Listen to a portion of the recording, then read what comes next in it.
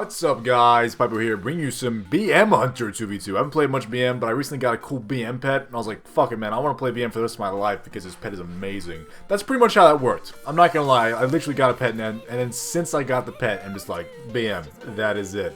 Playing with a Arms Warrior, an Arms Warrior with full prideful gear. I'm a full prideful hunter. There's no calories around here, baby.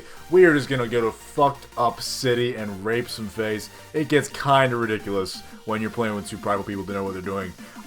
These were fun games, man. I haven't played Arena for a long time. These were fun fucking games. Because a lot of times when you're carrying or being carried, you're worried about the other person putting in their weight, or you're worried about, like, there's certain stuff that you can do to stay alive, but then I'm always worried about the other person. Playing with a full arms warrior, full prideful guy right here, who's 100% knows what he's doing, I had no worries the entire time. First game was versus a mage and a warlock, destroyed house. Next game, mage and a rogue.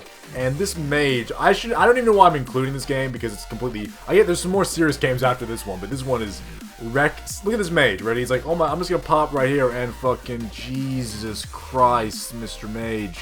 Where was the ice block? Where was the ice block? Oh my god.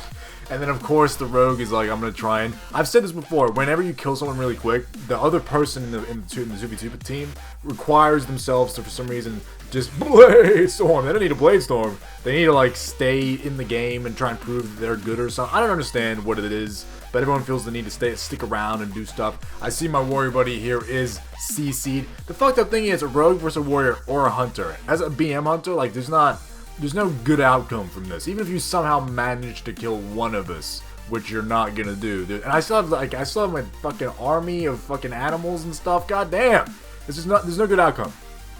Just absolutely destroyed. This game is probably the longest game of the entire vid. It's a BM hunter and a priest, and we decided to go to the priest. I have to say, by the way, guys, I haven't been playing BM much, but what I have been playing of it, I mean, I played all of 5.3 as BM. Started 5.4 off, went MM pretty much immediately for the silence. BM is fucking delicious. I have no other word to be able to describe this fucking spec. You will just destroy shit. Your pets do so much damage. 1v1 in arena. There's some 1v1s later in this video where I basically, or even 2v1s where my warrior dies and I kind of have someone on low health already and I gotta finish him off. Blaze storms. This Blaze storms are nuts. And for some reason, just as BM with the Spirit Beast, my self-healing is through the fucking roof. Number one. Number two, my survivability is through the fucking roof. And not only that, for 1v1s, I can go and just kite around a pole and let the pet do fucking everything. By the way, a couple of you guys were wondering why I named the pet. It's named Heisenberg. A lot of you guys asked me on Instagram and Facebook, and Heisenberg was the only one that got repeated like multiple times. I think like like 5 people said Heisenberg, so I was like, alright, fucking Heisenberg, whatever. I like Breaking Bad, whatever.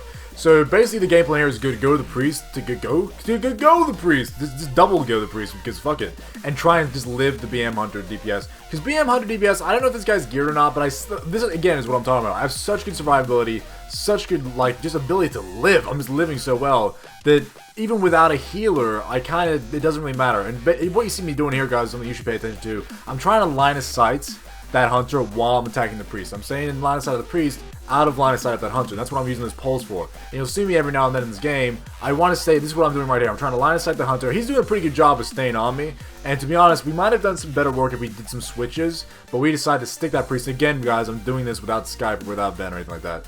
Switching and stuff like that is something you really need Skype for. To be like, hey man, let's switch back and all that kind of stuff. But we get some good CC chains on the hunter the entire game, which reduces the damage taken by a lot. Like that, and I don't know, like, if I should CC the pet instead of the hunter. The pet does a lot of damage, but I still think the majority is the hunter himself.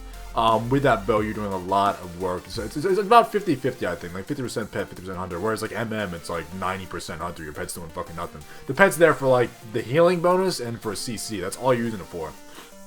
But basically, we get the heal down a lot, but the problem is without a silence, without MM silence, it requires like a good timing of me to do an interrupt. And I get a couple good ones, but I keep using, as you see here, my bind shot on the hunter to stop his DPS. And there's a lot of like situations here where I get really low, and that's why I'm doing that. I'm basically scared. I don't want to die, because if I die, the game's over. Because one of us do not have enough DPS to down a fucking healer by ourselves. We don't have enough CC chains. But both of us together definitely have enough DPS. And he's blade storming. This is one of those situations where that priest is just so fucking low. And he starts to run away, and this is where I get like a nice little CC right there. I switch back to the priest, and that's going to give us enough time to kill that motherfucking priest right there. And you see here, I'm really low. I'm almost dead. what you gotta do is BM, guys, specifically stand behind a pole, let the pet do the work. Just let the pet do the work. Don't do what I just did. That was a dumb fuck move. I was just kind of bored and was like, we got this game, whatever. But don't jump out from behind a pole. Jesus Christ. Especially when they're a holy priest and they still have that healing thing that's still up. There's going to be a lot of heals coming in still. Like, you got to just be a little bit careful. Don't get too cocky. Don't fuck up because it may go to fuck city if you fuck up too much. This game. I do fuck up once in this game. I remember specifically fucking up in this game.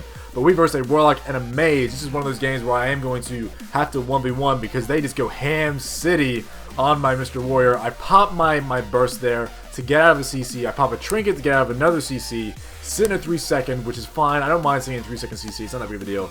Warlock Mage is some of the best CC chains in the game because they do not diminishing returns at all. They have fears, they have sleeps, and they have seduces that are fucking, it's crazy amounts of CC. But if you're kind of can get on them and not pay too much attention, you can kill them usually without too much of a problem. And this is the situation here where my warrior buddy dies. Mage is up. I have some cooldowns. He has some cooldowns. This is the way you play this as BM, guys. I see he's over there ice blocked. I think, you know what? Why even stand near this guy? I'm just gonna let the pet do the work. I'm gonna go stand behind a pole. I'm gonna chill the fuck out. He sheeps my pet, but it's a 7-second sheep and he's halfway across the map. Pets move fast, guys. So if your pet's like across the map and you're a little bit worried, especially since I'm using Blink Strike, there's just no real big worries there. You can just kind of just wait it out, wait for your pet to show up. And I'm gonna CC him here. I really like doing this, by the way, which is popping a trap and then a bind shot on top of them, so when they break the trap, they get stunned. But that's where I fucked up right there. You saw it right there. I use my burst before I get deep frozen.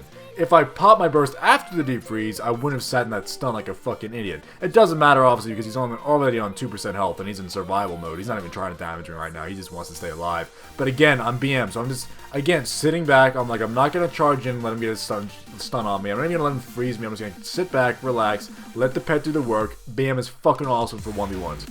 Fucking awesome for 1v1s. Maybe not in a duel scenario where there's nothing to hide behind, like if you're outside Durotar, maybe dueling as BM is not the best idea. But dueling as a motherfucking, as a BM in arena it's ridiculously overpowered. Well, actually, I don't want to say overpowered because I don't want people to nerf it, but it's fucking good. I really like it. Next game, this is my old 2K combo that I used in 5.3, is MM Hunt, well, it was BM, but Hunter, Red Paladin, and the game plan always, when you see this, is to go the Hunter. You need to drop that Hunter to get rid of that damage, because Hunter is a lot more sustained damage than Red Paladin. Red Paladin has that burst, has that off heals, but that Hunter is the thing that's going to kill motherfuckers. So you got to drop him down, be super safe. But of course, in this combination, you have 2 deterrences and 1 bop. And we're both like melee damage or range damage that doesn't go through a bop, so you're kind of in a bad situation when you're trying to kill one of these guys. But we do manage to get that Hunter down, rise my warrior dies, and then I'm left to 1v1 a Red Paladin. Again, as BM guys, even as MM, 1v1ing a Red Paladin, not so hard as a Hunter. You really should probably beat every Red Paladin in your verse, even if they have full cooldowns. I've only lost to 1 Red Paladin ever, and it's because I didn't have any cooldowns, and his name was Valhalla, and he's a buddy of mine, and he fucked me up. I still remember to this day, he got some lucky crits and destroyed my face. But that was a one-time thing. Usually 1v1ing a Red Paladin is pretty easy. They're not the easiest to kite because they do have stuff that gets them out of stuff and all that kind of crap. And as you see there, another little trick, guys, is obviously put down your trap and put down an explosive trap. That'll knock them the fuck back, and you're in good shape. You're in good shape if you've knocked them back and staying away. By the way, I know he can jump off this, which is why I disengage early for that web, and he gets out of the web. But then it's like at this point, I already have another trap up. There's no point versing a Red Paladin that I'm ever in that much danger. I have so much CC and so much like maneuverability and kiting ability that it's way too easy to beat a Red Paladin. I don't know. I feel like Red Paladins need a bit of a buff. I don't know, but I guess we'll see what they're like in Warlords. Last game of the video, guys, is going to be a Resto Druid and a Enhancement Shaman. Now, Enhancement Shamans, same kind of boat as the Paladins. They have a lot of burst, they have a lot of damage, but sustainability, not so much. So you see here, he pops his cooldowns. I actually get a late deterrence there. I fucked up and popped the late deterrence. It doesn't matter too much because he only gets 1 of his burst shots off on me, and I can just start kiting and start CCing and start staying alive. Again, BM, fucking quality for staying alive. So naturally, we're going the Resto Druid here. With a Warrior, you can kind of always decide to go heals because the Warrior has enough pressure, like constant pressure to put on a healer to make them either mana out or just straight up fucking die. So with a warrior in your combination, it's kind of like I like going the healer and putting that pressure on, and CCing the DPS as well because you're getting some of that DPS out of the way. As you see there, get a trap on the Enhancement Shaman, gonna stick on this priest, and you'll see me throughout these games using my disengage as a CC on the Druid, basically because I'm trying to get him to stand the fuck still for my warrior to get his burst off of him.